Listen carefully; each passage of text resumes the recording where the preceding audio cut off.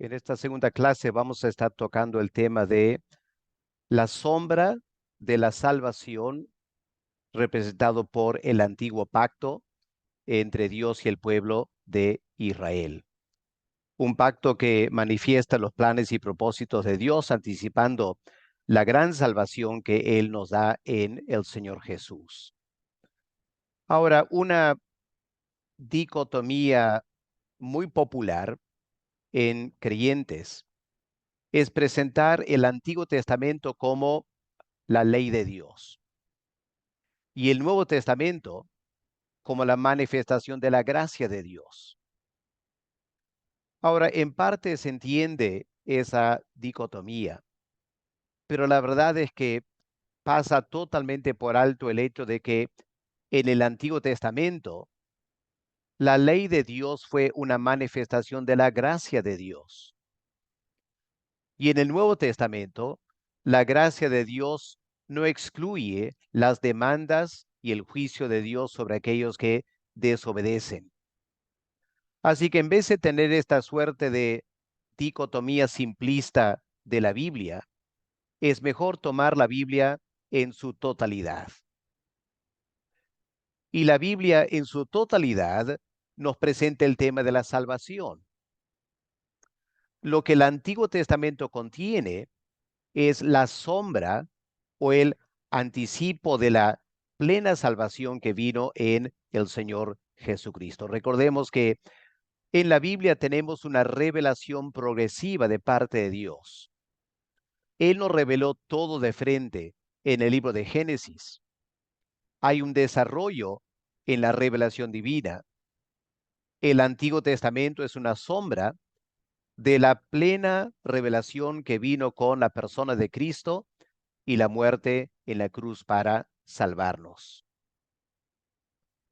Pensando en el Antiguo Testamento como una sombra de la salvación, primero tenemos que enfatizar el aspecto de la elección de Israel.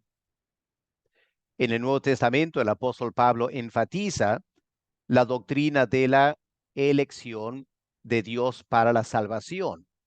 No solo el apóstol Pablo, el apóstol Juan también. El Evangelio de Juan es marcado por el concepto de la elección, y el mismo Señor Jesús también enfatizó diciendo: ustedes no me escogieron a mí, sino que yo los elegí a ustedes. Ahora, este patrón de la elección de Dios para la salvación viene del Antiguo Testamento. En la época patriarcal queda clara la elección de Dios. En primer lugar, en la elección de Abraham. Abraham, un hombre en Ur de los Caldeos, que servía a los dioses paganos de sus ancestros, y un día Dios se manifestó a Abraham y lo escogió para que a través de Abraham el plan de salvación se manifestara para toda la creación. Obviamente, al escoger a Abraham para ser el padre de la nación de Israel, también lo estaba escogiendo para la salvación. Ahora, luego, el hijo de Abraham, Isaac, también fue escogido, recordando que Abraham tuvo dos hijos, Ismael e Isaac. Ismael, el resultado de el esfuerzo de la carne; Isaac, el resultado de confiar en la promesa de Dios. Dios rechazó a Ismael, el fruto de la obra de la carne, y Dios escogió a Isaac para que las bendiciones de Abraham pasaran a través de Isaac. Luego sabemos que Isaac tuvo dos hijos, Esaú y Jacob. Recordemos cómo peleaban en el vientre de Rebeca. Y cuando Rebeca va a consultar a Dios, la respuesta es bastante clara. Hay dos naciones en tu vientre. Y Dios escogió al segundo hijo, Jacob, para que las bendiciones de Abraham pasaran a través de la línea de Jacob y no de Esaú. Y en Romanos 9, el apóstol Pablo toma eso como un paradigma de la salvación, la elección de Dios para la salvación. Así que queda claro el concepto de la elección en los patriarcas. Y luego lo tenemos también en la elección de los hijos de Jacob, a quien Dios llamó Israel. Vamos a ver algunos pasajes ahora en la Biblia para que quede clara esta enseñanza de la elección de Dios del pueblo de Israel. Vamos a Deuteronomio, el capítulo 7 y los versículos 6 al 8. Escuchemos la palabra de Dios. Porque tú eres pueblo santo para Jehová tu Dios. Jehová tu Dios te ha escogido para hacerle un pueblo especial, más que todos los pueblos que están sobre la tierra. Ahora, ¿cuál es la base de la elección de Dios? ¿Será algo bueno en Israel que valió la pena escoger?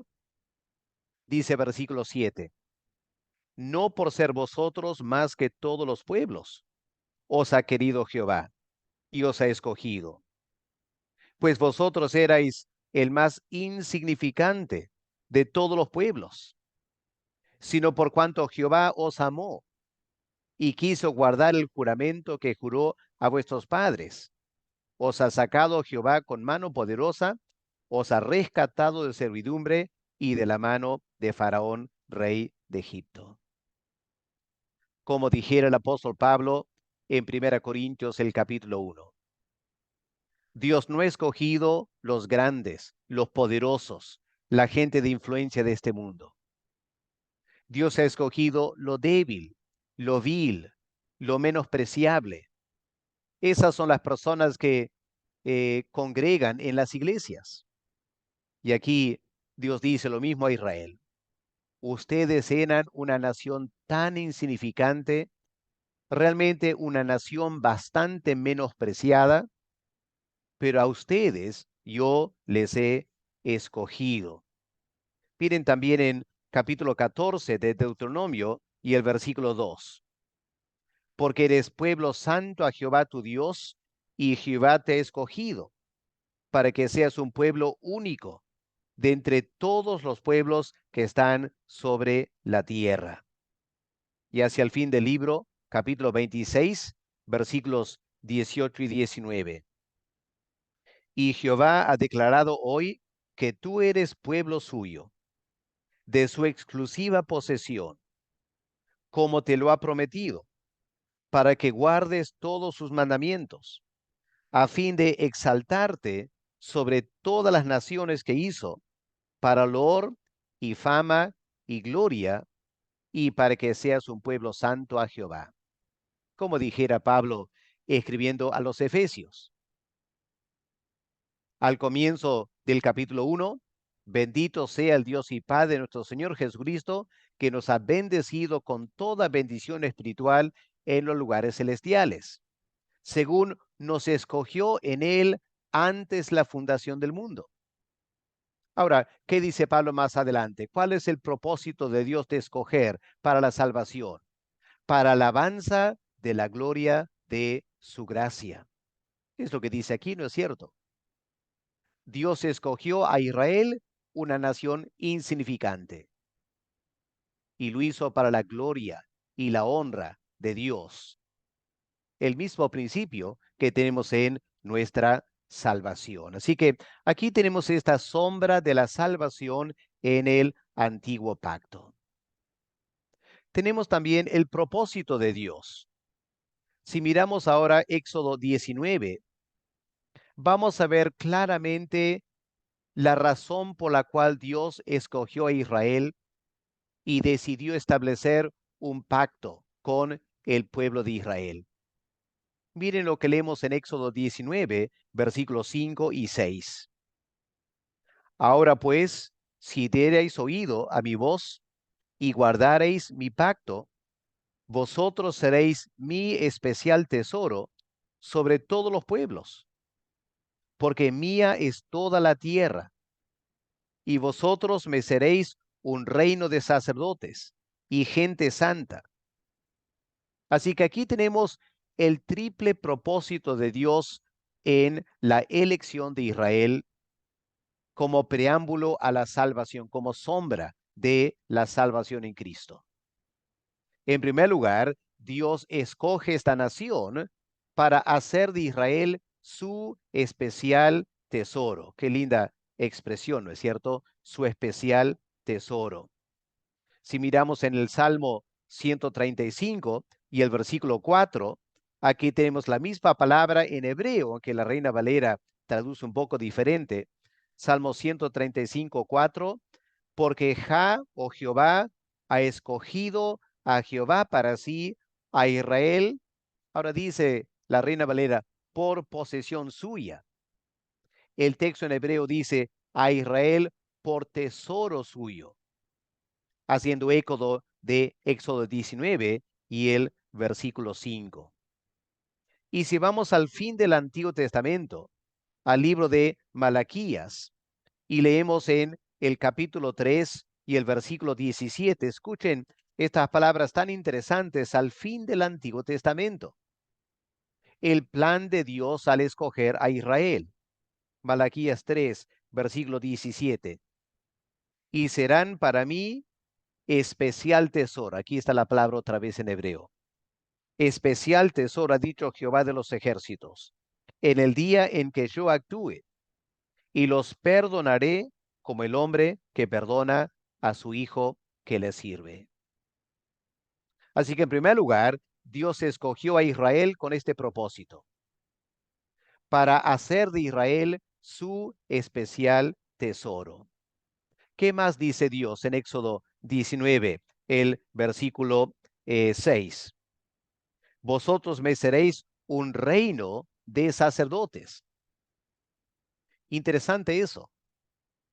Un reino de sacerdotes. Sabemos que más adelante Dios escogió a los descendientes de Aarón, de la tribu de Leví, para ser los sacerdotes de Israel. Pero el plan original, según Éxodo 19, era que toda la nación de Israel fueran sacerdotes. Ahora, ese plan y propósito nunca se cumplió en Israel, pero sí se cumple en la iglesia. Porque el apóstol Pedro dice en 1 Pedro capítulo 2, versículo 9, ustedes son un pueblo santo, una nación, un reino de sacerdotes. Así que en la iglesia se cumple lo que el plan para Israel fue, pero nunca se dio. En esa manera, reiteramos que el antiguo pacto es una sombra de la totalidad de la salvación que viene en el Nuevo Testamento.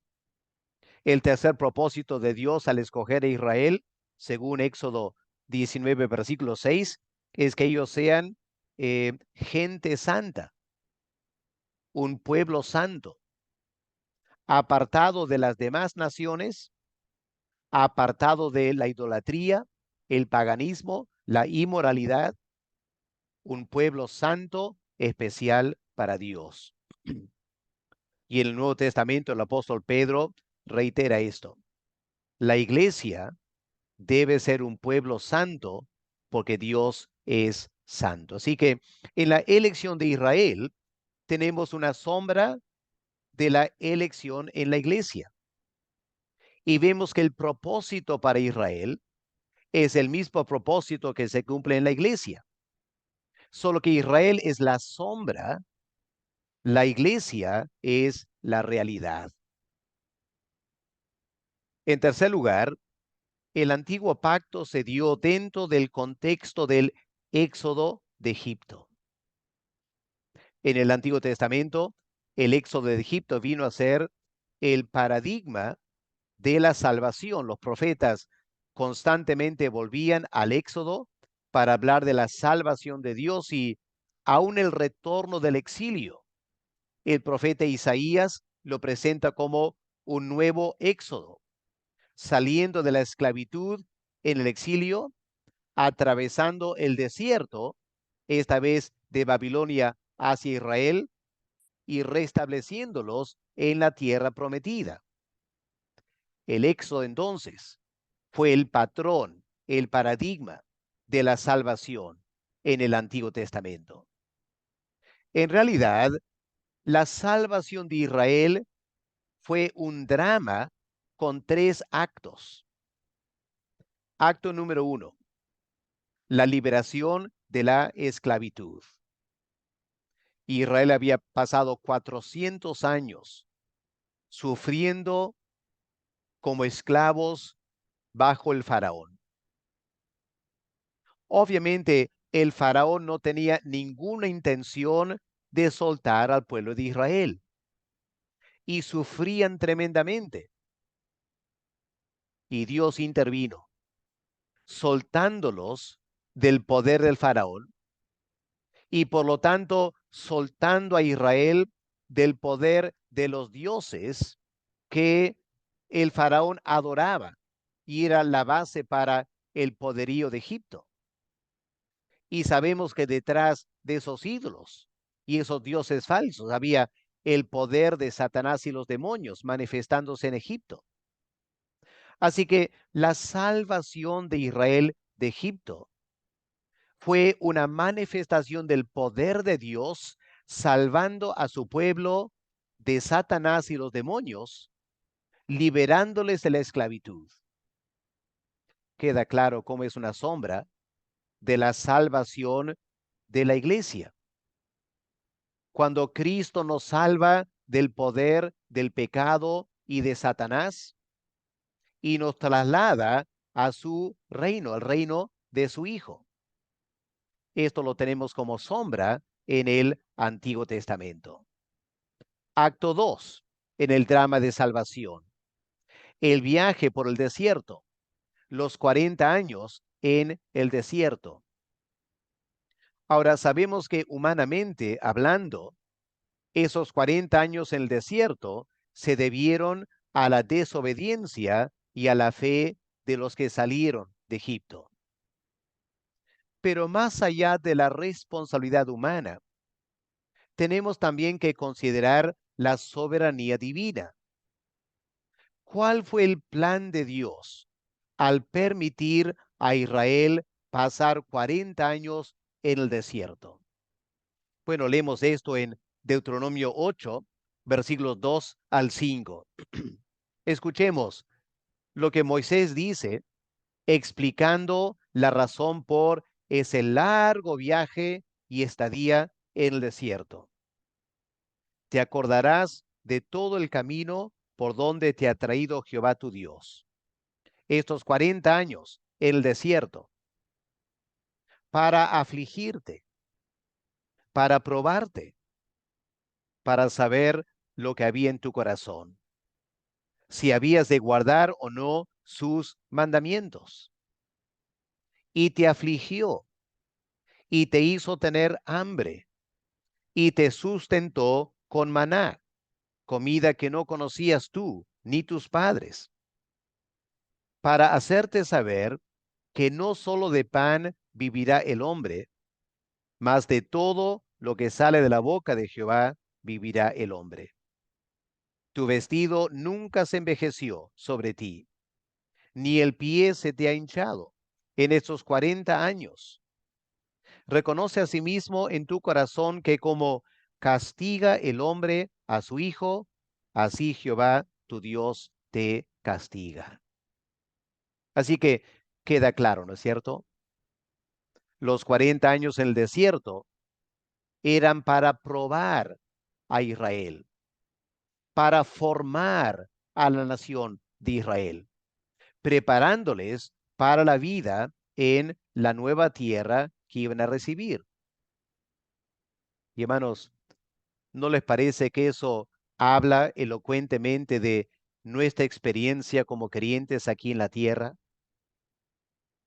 ¿Por qué será que luego de salvarnos y darnos el nuevo nacimiento, por qué será que Dios no nos lleva de frente al cielo?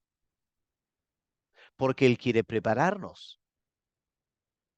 Y esta preparación muchas veces requiere aflicción, dificultades.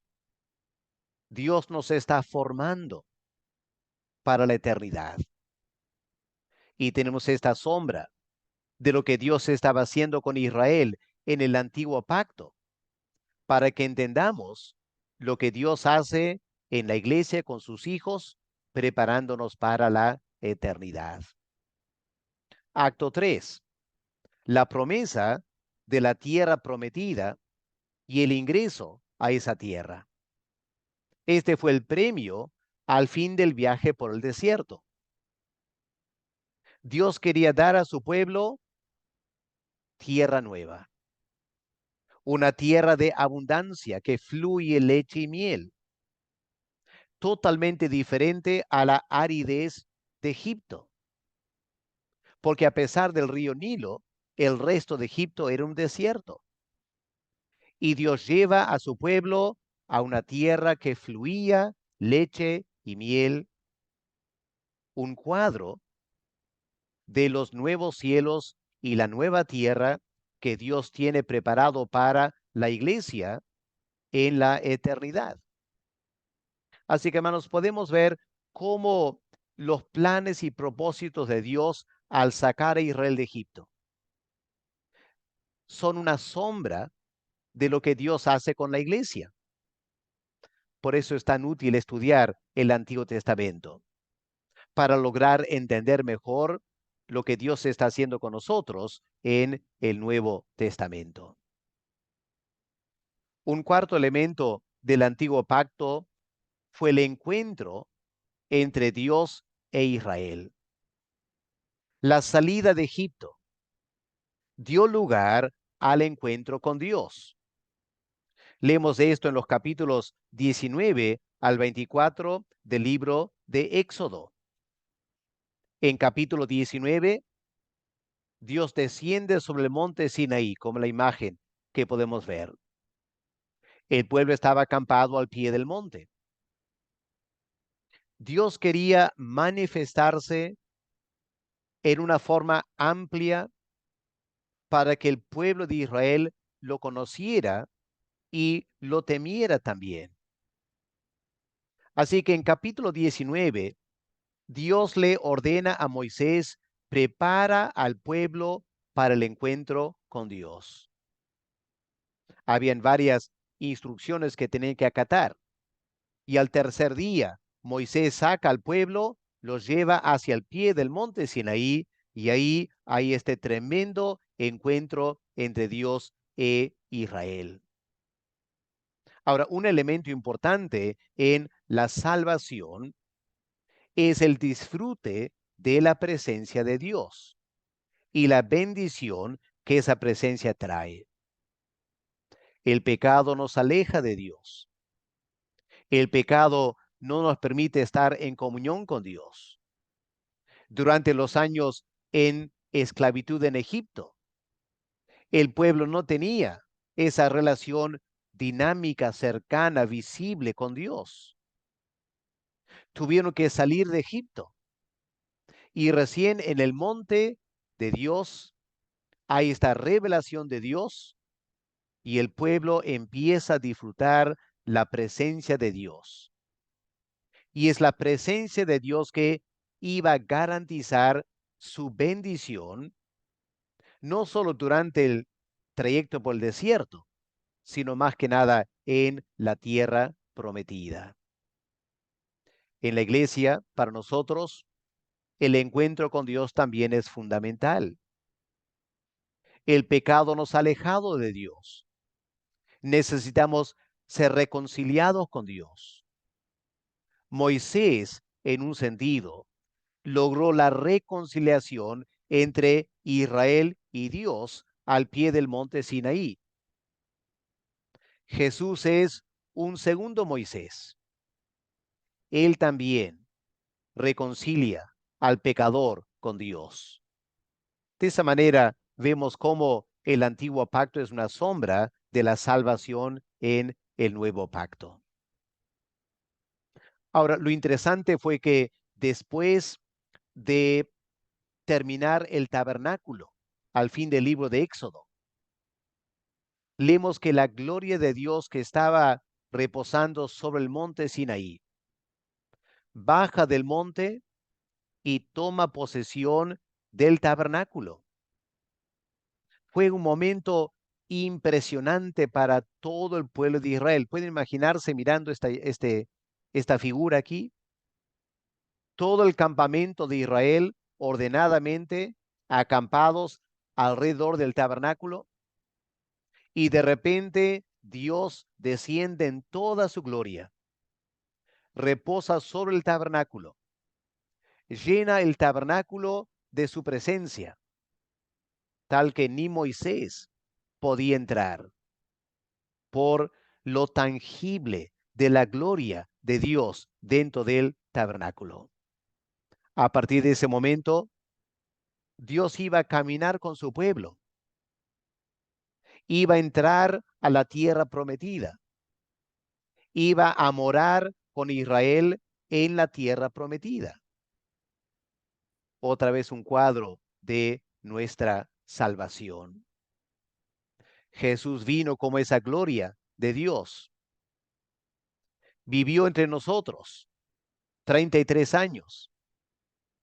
Al final volvió al Padre, pero dejó el Espíritu Santo, y el día de Pentecostés el Espíritu Santo tomó posesión de la iglesia de Cristo. Y a partir de ese momento, Dios, el Espíritu Santo, mora con nosotros, nos acompaña toda nuestra trayectoria hasta llegar a la eternidad. Qué hermoso este cuadro de Dios teniendo encuentro con el pueblo de Israel. Y fue en ese contexto del encuentro entre Dios e Israel que se establece el pacto. Un elemento muy importante del Antiguo Testamento es que Dios indica que Él se relaciona con personas a través de un pacto, un acuerdo. Así que no es ninguna sorpresa que la relación entre Dios e Israel se regula por un pacto. Es por medio del pacto que Dios toma a Israel como su pueblo especial. Y también es a través del pacto que Israel toma a Jehová como su Dios. Ahora, la gracia de Dios se manifiesta en que Él no tenía por qué ofrecer un pacto a Israel. No es que Israel se lo merecía. Tampoco fue Israel que propuso el pacto. La idea, el contenido del pacto, viene de la mente y el corazón de Dios. Él en su gracia ofrece el pacto y también establece las estipulaciones del pacto. Ahora, ¿cuáles son esas estipulaciones? En primer lugar, en Éxodo 20 tenemos los 10 mandamientos, las exigencias fundamentales de Dios para su pueblo. 10 mandamientos que tienen que ser obedecidos en forma universal. Pero luego en capítulo 21 de Éxodo y leyendo hasta el capítulo 23, tenemos el libro del pacto. En otras palabras, Dios del monte Sinaí revela a Moisés un resumen del pacto que Moisés escribe en un libro. Si miramos en Éxodo 24, miren versículo 4. Y Moisés escribió todas las palabras de Jehová. Bueno, esas palabras que Moisés escribió son las palabras que tenemos del capítulo 21 al capítulo 23. Moisés recibe esas palabras en el monte Sinaí, las escribe en un libro. Versículo 7. Y tomó el libro del pacto y lo leyó a oídos del pueblo, el cual dijo: haremos todas las cosas que Jehová ha dicho y obedeceremos. Así que era un resumen de las estipulaciones de Dios, escritas en un libro, leídas ante Israel, para que Israel, por decirlo así, firmara este acuerdo, aceptando las estipulaciones de Dios. Pero luego viene todo el código de la ley de Moisés como un acto segundo, ¿no es cierto? Si miramos en el libro de Levítico, el versículo 1, capítulo 1, versículo 1, ¿qué leemos? Llamó Jehová a Moisés y habló con él desde el tabernáculo de reunión. Es decir, Dios acaba de tomar posesión del tabernáculo. Lo ha llenado con su gloria. El pacto en un sentido ya se ha establecido con Israel. Pero ahora viene un tercer elemento del pacto, cuando Dios revela a Moisés todo el sistema sacrificial. Y es interesante que lo hace desde el tabernáculo. Moisés no puede entrar al tabernáculo, él está afuera.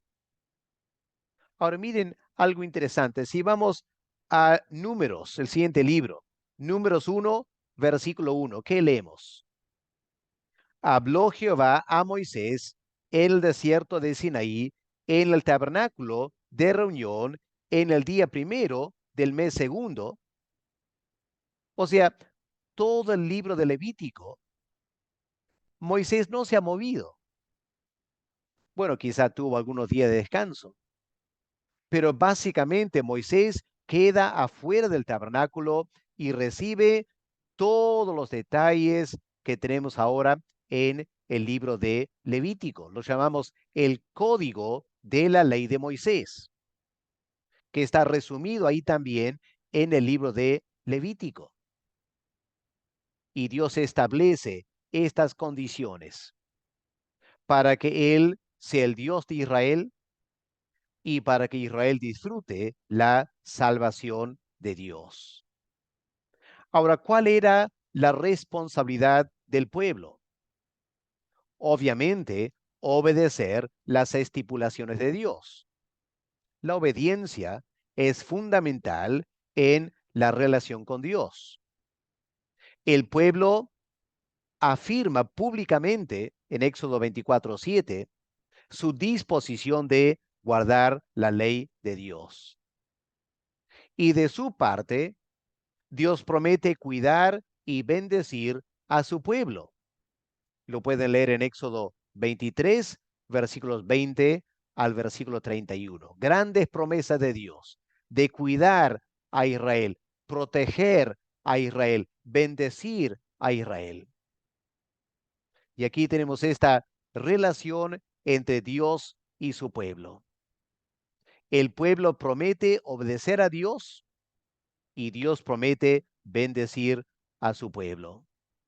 Toda una sombra de la salvación que tenemos en Cristo. Ahora, noten que el mandamiento fundamental de la ley de Moisés la encontramos en Deuteronomio 6, versículos 4 y 5. Aquí está lo que se llama el Shema o Shema, el credo de Israel, donde se resume lo que Dios pide de Israel. Escuchen, Deuteronomio 6, versículo 4. Oye, Israel, Jehová nuestro Dios, Jehová uno es. Y aquí está este gran mandamiento. Amarás a Jehová tu Dios de todo tu corazón, de toda tu alma y con todas tus fuerzas. Con razón, cuando alguien le preguntó al Señor cuál era el más grande de todos los mandamientos, el Señor cita este versículo. Y en el aposento alto, hablando a los apóstoles, ¿qué dijo el Señor? Un nuevo mandamiento os doy para el nuevo pacto que estoy estableciendo con mi muerte. ¿Y cuál es ese nuevo mandamiento? Se amarán los unos a los otros, como amarán a Dios también, y guardarán sus mandamientos. Así que vemos que en realidad no hay una dicotomía entre el Antiguo y el Nuevo Testamento. Es el mismo Dios estableciendo acuerdos Y como Dios no cambia, los acuerdos son muy similares. Por eso el antiguo pacto es una sombra de lo que tenemos en el nuevo pacto. Y el requisito indispensable para Israel es la santidad. Dios le dice a Israel en muchos lugares, sed santos porque yo soy santo. Y es exactamente lo mismo que dice a la iglesia en el Nuevo Testamento. Vemos, hermanos, entonces que la Biblia es un libro integral.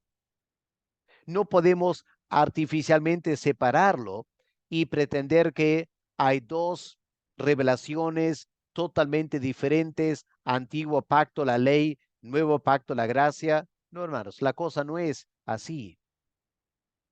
El antiguo pacto es una sombra de la salvación que tenemos en Cristo. Ahora es interesante notar que en el Antiguo Testamento, el antiguo pacto tenía señales. Es interesante que los pactos que Dios establece con diferentes individuos mayormente tenían señales. Por ejemplo, el pacto con la humanidad después del diluvio la señal era el arco iris, una señal de la promesa de Dios. Nunca más destruiría la tierra con un diluvio. El arco iris, era una señal de ese pacto. Ahora, el antiguo pacto tenía dos señales fundamentales. Señal número uno, la circuncisión. Todo varón debía ser circuncidado. Dios estableció eso con Abraham en Génesis 17. Ordenó a toda la familia de Abraham circuncidarse y de ahí en adelante todos los hijos, nietos, bisnietos de Abraham y también los siervos que vivían con ellos. Todos tenían que ser circuncidados.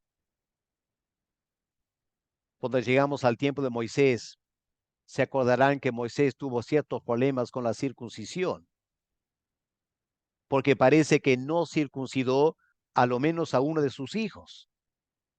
La esposa la tuvo que hacer y reclama a Moisés. Pero parece que, según Éxodo 12, versículo 48, cuando Dios establece la ceremonia de la Pascua, ahí dice claramente, para que una persona celebre la Pascua, tenía que ser circuncidado. Así que antes de salir de Egipto, todos los varones, hijos de Israel, fueron circuncidados. Pero durante los 40 años, el desierto, Moisés, por alguna razón, no exigió la circuncisión. Como resultado, el grupo que cruzó el río Jordán para empezar la conquista 40 años después, ellos no eran circuncidados, habían nacido en el desierto y no fueron circuncidados. Por eso, en Josué 5, Dios ordena al pueblo de Israel circuncidarse por segunda vez. La primera vez fue Éxodo 12, celebrando la Pascua al salir de Egipto. Y ahora al entrar en la tierra prometida, tenían que ser circuncidados. La segunda gran señal de Israel y del pacto era el día sábado. Leemos esto en Éxodo 31, donde Dios es bastante específico acerca de lo que el día sábado representa para Israel dentro del antiguo pacto. Lean conmigo Éxodo 31, versículos 13 al 17. Tú hablarás a los hijos de Israel diciendo, en verdad vosotros guardaréis mis días de reposo, porque es señal entre mí y vosotros. Ya este día de reposo, sábado, es una señal, dice Dios, entre mí y vosotros. Otra señal, al igual que la circuncisión, por vuestras generaciones, para que sepáis que yo soy Jehová que os santifico. Así que guardaréis el día de reposo, porque santo es a vosotros, Israel. El que lo profanare, de cierto morirá, porque cualquiera que hiciere obra alguna en él, aquella persona será cortada de en medio de su pueblo.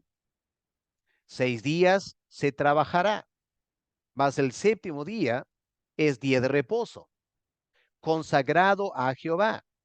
Cualquiera que trabaje en el día de reposo, ciertamente morirá. Guardarán pues el día de reposo los hijos de Israel. Claramente, esta señal fue para los hijos de Israel, celebrándolo por sus generaciones, por pacto perpetuo. Se sobreentiende mientras este viejo pacto dure. Por este pacto perpetuo. Señal es para siempre entre mí y los hijos de Israel. No habla de las naciones, habla de los hijos de Israel. La circuncisión fue para Israel. Guardar el sábado fue para Israel. En el Nuevo Testamento, el apóstol Pablo rehusó someter a los gentiles a la circuncisión. ¿Por qué? Porque no eran judíos y no estaban en el antiguo pacto. En la iglesia están en el nuevo pacto. En segundo lugar, Pablo no exigió a los gentiles guardar el sábado. Claro, él como judío, al igual que el Señor Jesús, guardaba el día de reposo, porque Jesús era judío, Pablo era judío, y por lo tanto Jesús se circuncidó y Pablo se circuncidó, y Jesús guardó el sábado, Pablo guardó el sábado, porque eran judíos.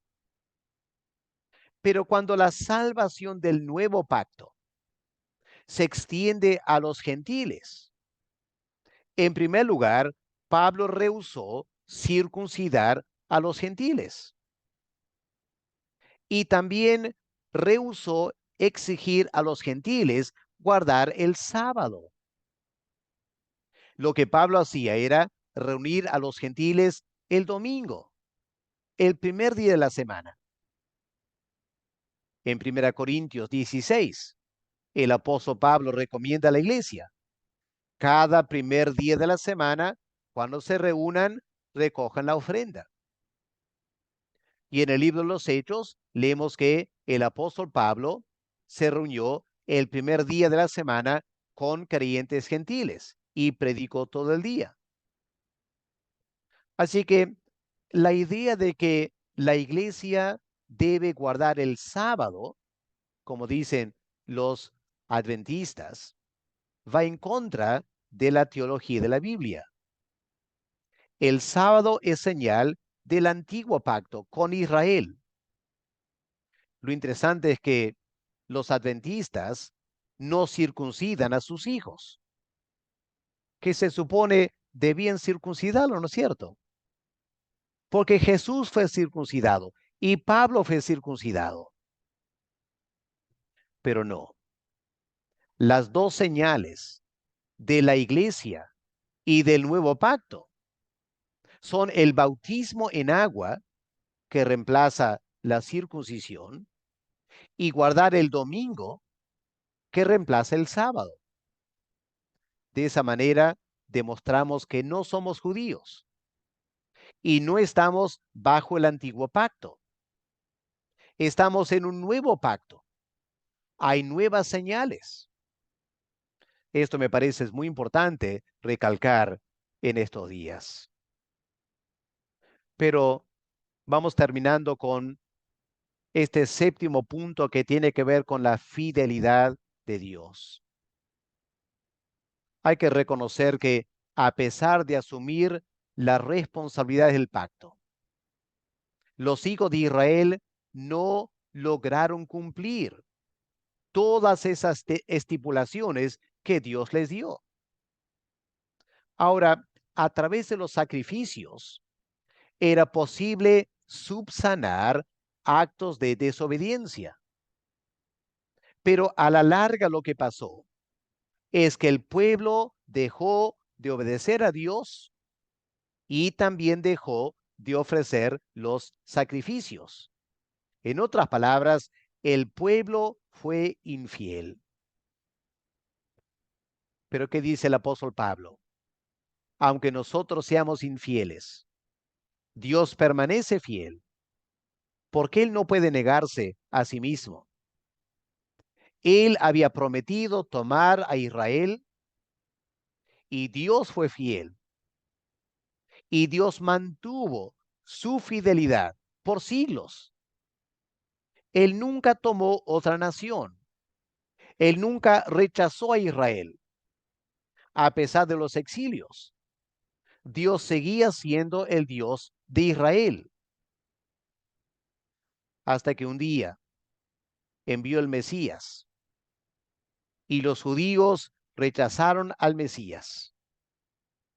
Y eso marcó el fin del antiguo pacto y el establecimiento de un nuevo pacto con la muerte de Cristo en la cruz.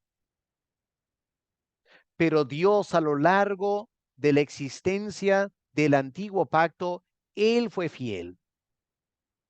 Israel jamás podía quejarse de que Dios no había cumplido su parte. Hasta el final, Dios fue fiel.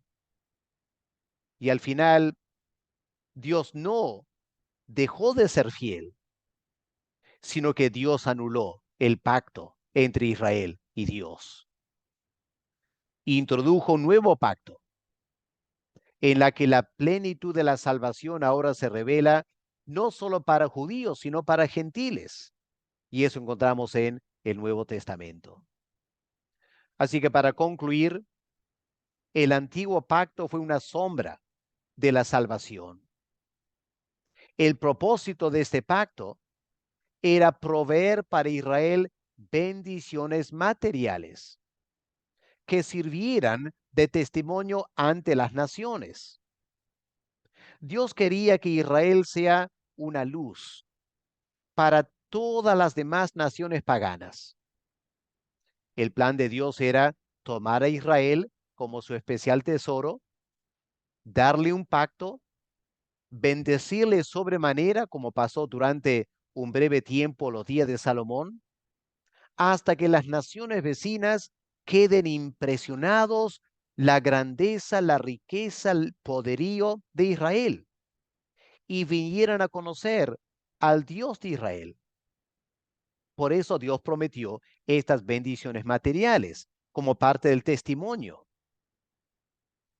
Al mismo tiempo, todo este antiguo pacto, las leyes, sirvieron para resaltar la pecaminosidad del ser humano, como Pablo dice en Romanos 3, versículo 20. La ley fue dada, no para que a través de las obras de la ley se salven, sino para revelar la pecaminosidad en el corazón del hombre. Y de esa manera preparar el camino para la venida del Mesías. Como dijera Pablo en la carta a los Gálatas, la ley fue el ayo, el maestro, que enseñó a Israel cuán pecaminosos eran y preparar el camino para la venida del Mesías. Lo que Dios quería era que para la venida del Mesías, los judíos estuvieran totalmente convencidos de su pecaminosidad y abrazaran la salvación que el Mesías iba a traer. Lamentablemente, Israel no se dejó guiar por la ley de Dios. Los fariseos convirtieron esa ley en tradiciones humanas que sí podían cumplir. Se llenaron de orgullo y vanagloria. Y cuando vino el Mesías, no lo reconocieron como tal y lo crucificaron. Eso marcó el fin del antiguo pacto y el nuevo pacto empezó a funcionar con la muerte de Cristo. Espero que este breve recorrido del antiguo pacto como sombra de la salvación nos ayude a aclarar muchos conceptos.